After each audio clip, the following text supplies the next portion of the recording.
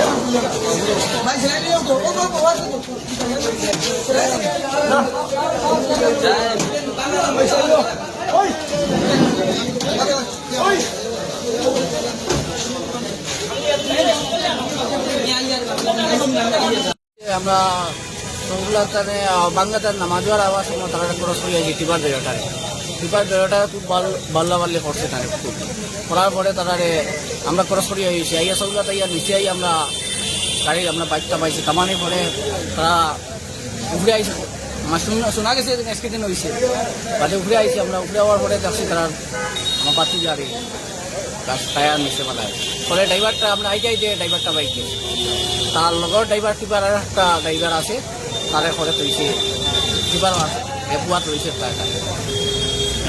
গাড়ির নাম্বার জানা আছে? গাড়ির নম্বরটা জানা নাই। আমরা কয়জন আছেন? তারা দুইজন আছে। নাম কি তাকে?